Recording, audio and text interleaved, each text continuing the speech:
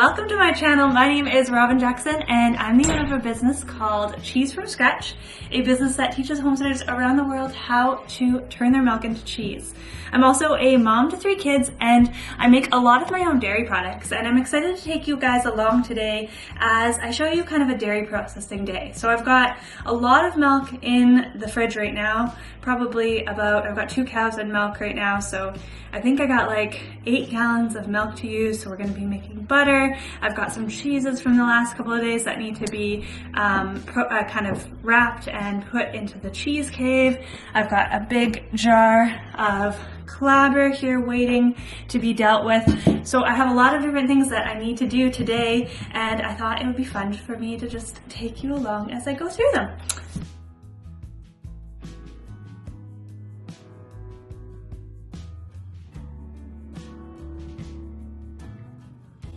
So dairy processing days for me are really seasonal.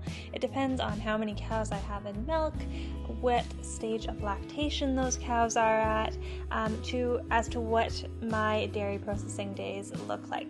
Right now I am processing a ton of milk because I do have 2 cows in milk, and they're both pretty fresh. One just calved a week and a half ago, one calved in the summer. So I really am having to process a lot of milk these days. I typically am doing one of these days a couple times a week, so it is a huge commitment. The first thing I'm going to do on my dairy processing days is get my fresh milk from the morning milking into the cheese pot, and then I'm going to skim all of the milk that I have in the fridge, keep that cream back, and put all the skim milk into the cheese pot. Then the next thing that I do is I always feed my fresh milk from that morning some of my Clabber culture. So if you don't know what a Clabber culture is, it's basically the sourdough starter of cheese making. So you have to feed it every day, and I do have a video all about how to keep a Clabber culture, how to use it for cheese making, all of those sorts of things, so I will link it down below. But I always feed my Clabber culture first thing after I get all my milk in the pot, and I always feed it the fresh today's milk. So now, just like if you are going to be keeping a sourdough starter, where you kind of have to plan ahead about how much sourdough starter you want to make because you are going to be needing to use it the next day, you kind of have to plan ahead a little bit with Clabber culture. So yesterday I knew that today was going to be a dairy processing day. I knew that I wanted to make some fresh dairy products, some aged dairy products, so I actually just made a whole gallon jar of Clabber. So that's what you see me there dumping into this strainer here. So I'm going to strain this off into cream cheese. I'm planning on making a cheesecake this week, but I have to save some of this Clabber back because not only did I have to feed my Clabber culture for tomorrow, as you just saw me do, but I also need to use it as a starter culture for my cheese making today. And because I've got about 10 gallons of milk in the pot right now, I'm going to need about 2.5 cups of Clabber. I also want to turn some of that cream that I skimmed into sour cream. So I'm just going to take a couple little spoonfuls of the Clabber and add it into this heavy cream. All you have to do is put a loose lid over top. So I just like to use like a coffee filter or something. So just add that Clabber in, stir it up, put a coffee filter over top, and leave it on the counter for about 24 hours, and it turns into the nicest, thickest, yummiest sour cream. I love Clabber culture for making homemade sour cream. It really is the best culture that I've found, and I've used a lot of cultures. So made that cream into sour cream. I was planning on making butter, but I thought that the last dairy processing day I had made butter, so I better make some sour cream for the fridge because we really do use a lot of sour cream, and it's just something that our family really enjoys. We eat it on basically everything: potatoes, tacos, all sorts of things. So while I'm doing all of this, I'm actually heating up my milk in the pot to 90 degrees because I'm planning on making Gouda today out of that 10 gallons of milk in the cheese pot. So while I did all those things, that milk was heating, I was going back and stirring it every once in a while. I'm also going to wash my jars and just kind of prepare my kitchen for cheese making. As you can imagine, it takes a really long time to heat 10 gallons of milk. So it's usually about a 20-minute thing at least, if not a half-hour thing, where I'm just kind of cleaning my kitchen, making other fresh dairy products, just getting my kitchen really ready for a day of dairy processing. Now, I don't need a ton of different dairy products in my fridge from this dairy processing day because I just make a bunch of fresh dairy products. So I have things like cottage cheese and yogurt, so I have other dairy products in the fridge. So today I really just wanted to get that cream cheese done. I want to make a Gouda, so I'm going to be making a very large batch of Gouda here. And what I'm doing here is I'm just feeding some of my Clabber culture to my milk, to some of that warm milk from the cheese pot. I pulled about 2 cups of warm milk out of the cheese pot, feed that 2.5 cups of Clabber culture, or I think I used about 2 cups here, but it's kind of measure with your heart. So I'm mixing that with that milk just to make that it disperse throughout the cheese pot a little bit better. And then I'm going to add this into the cheese pot, and that's going to be my cheese making starter culture. So as I said, I do have a video on how to keep Clabber culture specifically with cheese making in mind, because it's not the same as just making Clabber. You actually need to keep it as a culture. So if you want to check out that video, I'd highly recommend it because Clabber culture is such a fun cheese making starter culture. So I am making Gouda today. My sister brought to our last party, she brought this espresso cheese. It was so delicious, and to me it kind of had Gouda vibes. It kind of had like maybe smoked Gouda, and then it was rubbed in espresso, and it was just so delicious. So I want to kind of try and replicate that cheese. So what I'm thinking I'm going to do is I'm going to make this whole pot of cheese into Gouda, and then I'm going to salt it after, just make it like a regular Gouda recipe. And then before I go into aging, I'm going to rub it in espresso flakes, and then right before we eat it, I'll smoke it, and we'll see how that works. So right here I'm just adding in my rennet. So this Gouda recipe is actually in my Christmas cheese board ebook, so you can find the link for that below.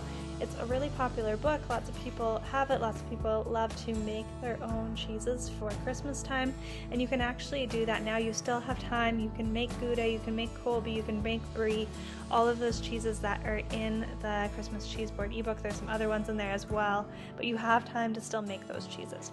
So here I have added in my culture, I have added in my rennet, and now I'm covering my pot. I like to use tin foil to cover my pot. I find that it keeps the heat really, really well, and it kind of maintains that heat so that it's not dropping significantly while it sits. And now it's going to sit for about an hour. I'm going to put my timer on 55 minutes here.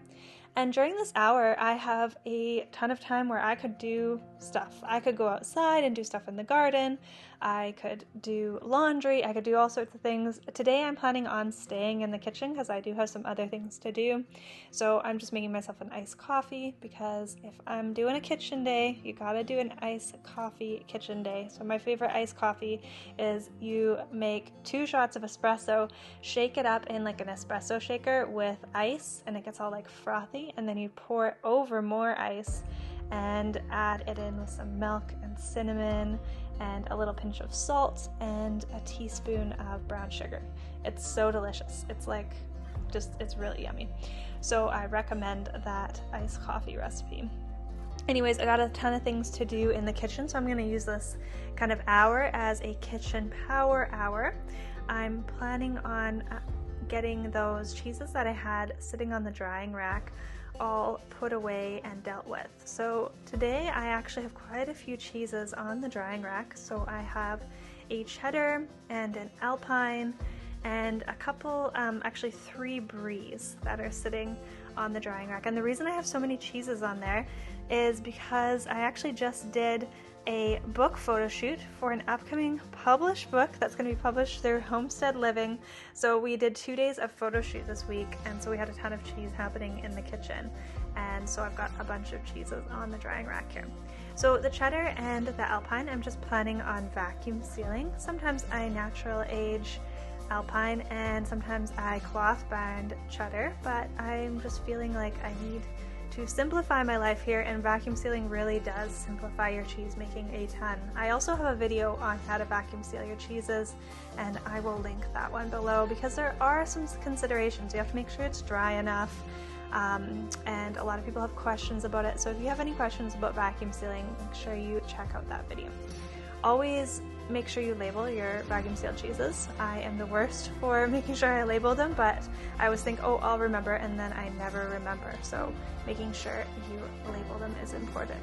So now those cheeses are gonna go into my aging area, and I'm gonna throw these bries into a little ripening container. So I've got a little cheese mat on the bottom, and these little bries are nice and dry and ready to start to have their humidity controlled. So I put them in this little container, and it helps me to easily be able to control their humidity, and they also go into the cheese cave, or the aging area, which is aka my fridge, and it's fitted with something called an ink bird, which is like a thermostat that keeps the temperature of the fridge at what I want it to be at. So I like it to be at about 50 degrees Fahrenheit, so that's where they're going.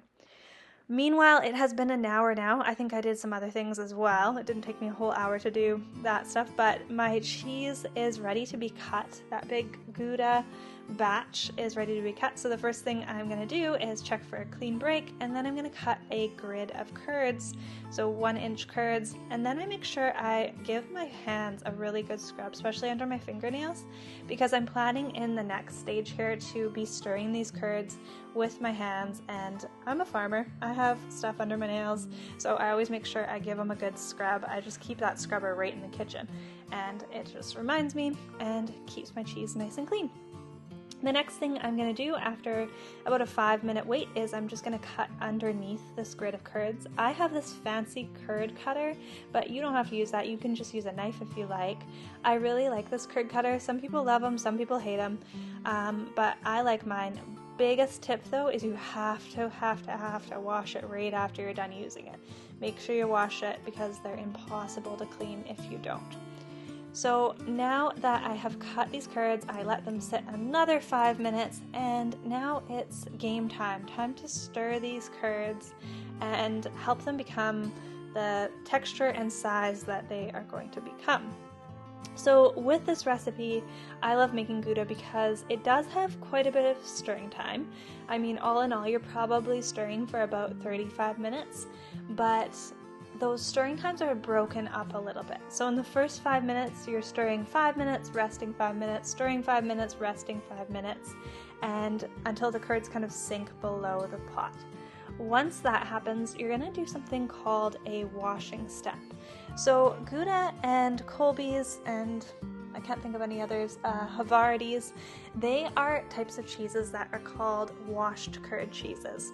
Oh, here actually I'm just making my kids lunch. I thought this was funny. Here I'm doing a dairy processing day, and I'm feeding my kids Annie's macaroni and cheese for lunch. But that is just a testament you can't do it all. You have to make concessions sometimes, and I'm really busy. I just started the stirring stage, and it's also just landed to be lunchtime, so I kind of did some bad timing there, so we're just doing a really easy lunch. Anyways, off track there. Anyways, washed curd cheeses are cheeses that have a really kind of elastic paste, and so you're taking the whey off of the curds, as you see me doing here, and you're replacing the whey, or most of the whey, with a warm water. So usually the recipe will tell you a certain temperature. Sometimes it's just the same temperature as the cheese pot. So you're basically washing them. And so this is changing the acidity of the cheese, or actually it's changing what the acidity is going to be, because it's changing the amount of food or lactose that the bacteria has. It's a whole thing. But anyways, it's a necessary step if you're making these washed curd cheeses, and it's going to give them that elastic paste. Now here I have gone through my whole bunch of stirring times, and I was just checking to make sure the curds were ready. They were all ready. They were passing what I call the squeeze test, where when I squeeze them between my hands, they kind of squish together, and then when I push them between my fingers, they kind of squish down like gum, and that's how I know that they're ready to go on to the next step.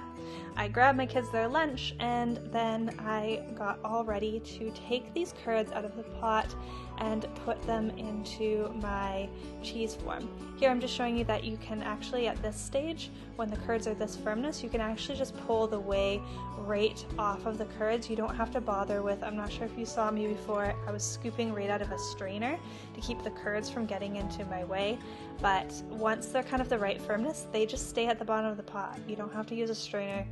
you really can just scoop right out of the pot. So I'm packing these curds into a cloth-lined cheese form. Make sure that you always moisten your cheesecloth in whey, and this is going to prevent sticking, and it's just the thing to do to keep those nice curds warm. So as you can see, I am using a massive cheese form today. I have never used this cheese form. It's my very first time using this cheese form, and I realized that it doesn't actually fit in my regular Dutch press, so I decided I'd just use a bucket press. So all this is a super simple system, but you just have one bucket that fits into another. You put your cheese form into there, and then you put a bucket that has some water in it on top. So the rule of thumb when pressing cheese is you always want to start light and go heavier. So I always end up putting my cheeses into the cheese form, letting them rest for about 10 minutes or so, then putting it into the cheese press, starting at a light pressure. So today, this was my first time actually using the bucket press, so I struggled a little bit. At this point, I would expect the curds to be knit. This was about an hour after I had pulled it out of the cheese press, and I'm just redressing, which is the step in cheese making where you pull the cheese out and you flip it over and re-put it back in the cheesecloth. So at this point I realized I needed to up the pressure a little bit, so I only had maybe a quarter of a bucket of water on top of it, and when I put half a bucket on, I heard a lot of whey seeping out. It felt like it was too heavy, so I backed off and put a little bit less in there. Probably should have left it.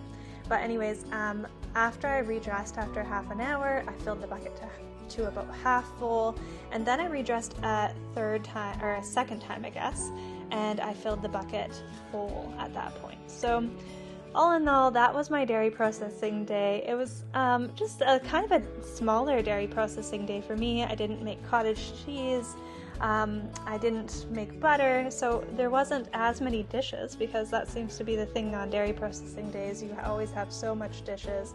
But in the end, I ended up with my Clabber, I ended up with cream cheese and sour cream, and this Gouda that is destined to become like a espresso smoked Gouda maybe.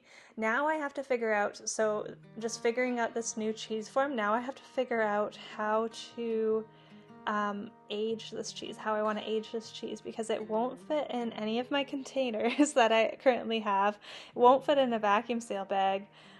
So I'm thinking that I probably will end up cutting it in half, and maybe I'll make half of an espresso cheese and half of it into just a regular Gouda or something.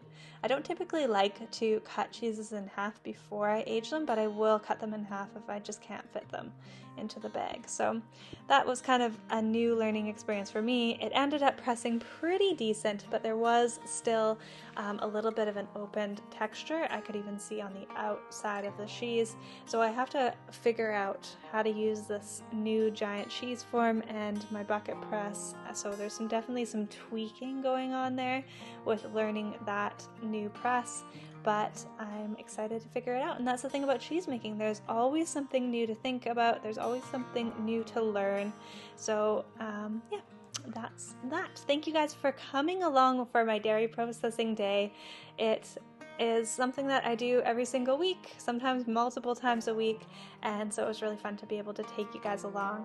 If you haven't already, like this video and subscribe. I post a new video every Monday on all things cheese making, dairy processing, and milk cows. And we'll catch you next time. Bye!